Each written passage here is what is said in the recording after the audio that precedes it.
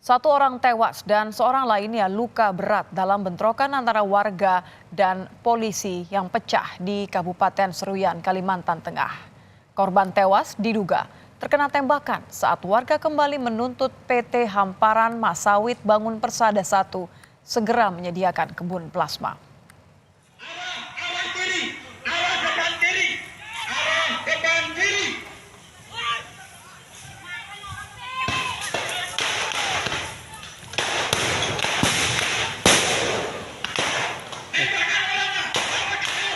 Bentrokan terjadi saat warga datang ke lokasi kejadian untuk menuntut agar perusahaan menyediakan lahan plasma yang kini sudah memasuki hari ke-23. Bentrok menyebabkan seorang warga tewas diduga tertembak. Sementara satu orang lainnya mengalami luka berat. Warga menuntut perusahaan perkebunan untuk memenuhi kewajibannya, yakni kebun plasma untuk warga Desa Bangkal, Kabupaten Seruyan, Kalimantan Tengah, yang hingga kini tidak kunjung terrealisasi. Polda Kalimantan Tengah menyebut tidak ada personel polisi yang menggunakan peluru senjata tajam. Namun demikian, polisi kini tengah menyelidiki tewasnya warga yang diduga tertembak peluru tajam. Dan informasi berkaitan dengan korban tentunya nanti kita akan update di sana, apakah itu ada korban luka dan sebagainya. Nanti kita pastikan. Yang tentunya anggota kami dari Polres Sabara dan Brimob tidak dibekali dengan senjata tajam ataupun dengan peluru tajam. Sabara dan Brimob dibekali dengan gas air mata, peluru hampa dan peluru karet. Itu yang kami sampaikan saat ini. Terima kasih. Ya, sementara itu Walhi menyayangkan tindakan represif polisi ketika terjadi bentrokan warga di Seruyan. Menurut Walhi, ini menjadi catatan buruk bagi aparat keamanan dalam pengamanan di Seruyan.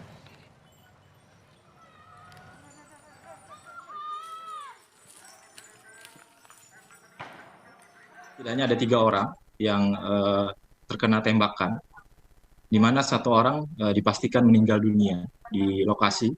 1 orang dalam keadaan kritis dan juga masih berada di lokasi, dan 1 orang kita masih belum tahu kondisi terbarunya karena dilarikan ke rumah sakit seperti itu. Ini menjadi catatan buruk khususnya untuk aparat keamanan dalam mengawal aksi massa yang ada di Kalimantan Tengah, mana sebagian besar aksi-aksi massa yang dilakukan oleh warga ini adalah untuk menuntut hak-hak mereka yang dirampas dan tidak dipenuhi oleh perusahaan.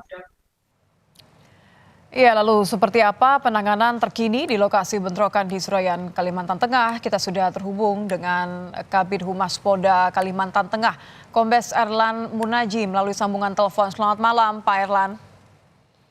Selamat malam, Mbak. Pak Erlan, terima kasih sudah bergabung bersama kami di Kompas Malam. Saya ingin konfirmasi, Anda posisi sekarang berarti di Seruyan ya? Sementara kami di Polres Sampit, Mbak. Oke, di Polres.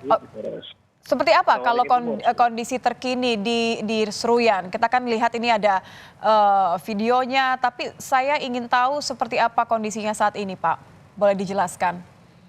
Baik, Mbak, terima kasih. Untuk saat ini kondisi Kamtibmas di wilayah Kabupaten Seruyan masih kondusif. Dan perlu kita sampaikan bahwa kami di sini sudah melakukan pengamanan kurang lebih mau 20 hari, Mbak. Tentunya kami datang melakukan pengamanan untuk menjaga situasi tetap kamtibmas. Perlu disampaikan bahwa ada kesepakatan-kesepakatan yang sudah dilaksanakan antara masyarakat dengan pihak perusahaan saat itu, dan sudah ada kesepakatan sedang bahkan pada saat itu mereka melaksanakan voting antara masyarakat itu, dan masyarakat ada yang sudah menyepakati dan ada sebagian masyarakat yang tidak sepakat. Nah, inilah yang kurang sepakat ini yang mereka mencoba untuk melakukan panen massal di areal pos 3 dan pos 9. Nah, ini Mbak yang tadi siang itu kita melakukan himbauan kepada oknum masyarakat tersebut untuk tidak melakukan panen massal. Nah, ternyata mereka melakukan penghadangan dan perlawanan kepada pihak aparat. Nah, ini yang disayangkan. Tentunya dengan membawa senjata tajam dan ada senjata jenis PVC yang diamankan, kemudian ada bom molotov, ada Dodo, Segrek, dan Tojo. Kemudian dari oknum masyarakat tersebut ada yang kita amankan sekitar 20 orang. Dari 20 orang tersebut ternyata 5 orang positif terindikasi narkoba. Nah, tentunya ini menjadi catatan bagi warga masyarakat untuk jangan terprovokasi oleh oknum masyarakat lainnya sehingga dapat merugikan dirinya sendiri. Oke, Mungkin itu, kalau Mbak. saya boleh potong, maaf Pak Erlan, saya ingin bahas satu persatu. Yang pertama, kesepakatan apa? Karena kalau yang informasi yang kami terima, ini kan sebenarnya nampaknya warga sudah mencoba untuk berdialog kurang lebih 20-an hari begitu ya, sampai akhirnya ada aksi ini begitu ya, aksi memaksa untuk panen massal. Apa sebenarnya yang menjadi tuntutan dari warga sendiri? Kesepakatan apa yang dianggap dilanggar oleh pihak perkebunan? Jadi kesepakatan itu, Mbak, ketika mereka kan meminta 20% dari HGU dan di luar HGU yang 1175 untuk di plasma, metaplasma. Kemudian kemarin lokasinya sudah ada kesepakatan, Mbak, antara perusahaan yang tadinya perusahaan mau menjanjikan 240 hektar menjadi 443 hektar sesuai dengan tuntutan masyarakat. Dengan adanya dana alokasi plasma sekitar 300.000 terhadap 443 hektar tersebut. Nah, ini sudah disepakati dan mereka sudah ada voting antara yang sepakat dan tidak. Nah, ini yang tidak sepakat ini yang menjadi masalah. Itu, Mbak.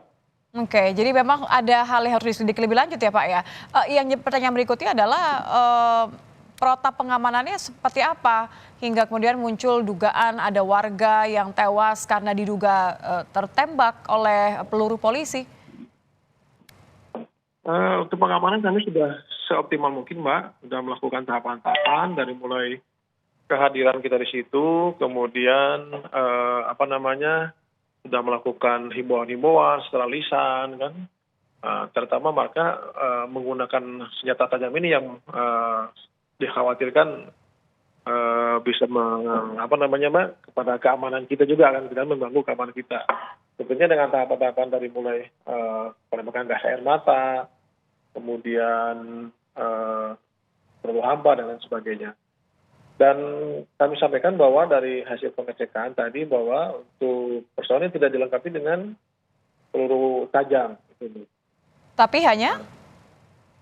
Itu ada peluru karet dan peluru hampa serta gas air mata. Itu, Mbak. Oke, ini akan diselidiki nggak Pak, satu orang yang kemudian tewas ini, apa penyebabnya? Karena kan dugaan yang beredar adalah... Kami akan melakukan proses penyelidikan, Mbak. Kita akan melihat bagaimana itu hasil otopsinya.